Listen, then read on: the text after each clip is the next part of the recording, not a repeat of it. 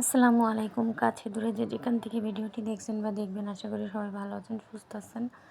পরিবার নিয়ে আলহামদুলিল্লাহ আমি বেশ ভালো আছি। তো বাজার নিয়ে আসছে, এগুলো এখন গুছিয়ে রেখে দিচ্ছি, দিয়ে তারপরে রান্নাটা করে নিব। তো আমি আগেই নিরামিষ আর টমেটো পেঁয়াজ এগুলো কেটে রেখে দিয়েছি। তো এখন মাছ নিয়ে আসলো, তো মাছ আর এই তো করলাও কেটে নিয়েছি। নিরামিষ বসানো হয়ে গেছে আগেই। তারপরে এই তো এখন নিরামিষটা সিদ্ধ হয়ে গেছে, বাগার দিয়ে নিব। তো নিরামিষ আমি পরেই বাগার দিই, দেখা যায় পরে বাগার দিলে একটু ভালো লাগে খেতে, আর একসাথে বাগার দিয়ে বসালে জাল দিতে দিতে বাগারের ফ্লেভারটা নষ্ট হয়ে যায়, তাই পরে জাল দিই। তো বাগার দিয়ে এখন ধনিয়া পাতা দিয়ে নামিয়ে এখন মাছগুলো মাখিয়ে নিচ্ছি।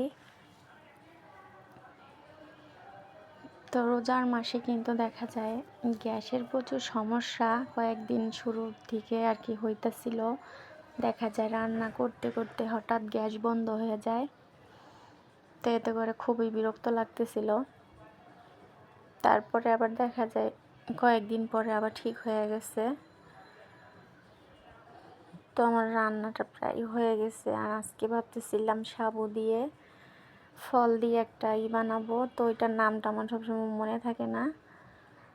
তো এই তো ফলের নাস্তা বানাবো সাবু দিয়ে, এই কারণে সাবু রান্না করেছি, আর এখানে ডিম সিদ্ধ।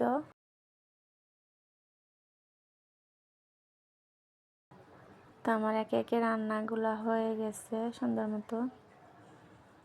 এখন এই তো ইফতারের জন্য প্রস্তুতি নিয়ে নিয়েছি। তো আমরা কিন্তু ছাদ বাগানে বসে ইফতার খাই ঠান্ডার ভিতরে, ভালোই লাগে খোলামেলা আকাশের নিচে।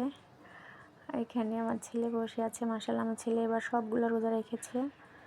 তারপর ওই তো ফলের দিয়ে নাস্তা বানাবো মনে করছিলাম। তো এখানে টক দই আর দুধ নিয়ে এসেছে। তো ভোর রাতে একটু দুধ দিয়ে ভাত না খেলে একদমই শান্তি লাগে না। তারপরে এই তো এখন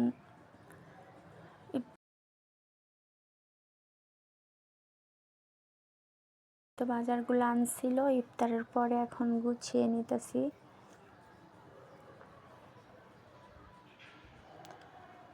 তো ইফতারের পরে আর কি কাজগুলো করে নেই, যেহেতু নামাজের আগে আগে যাতে সব কাজ হয়ে যায় এই কারণে।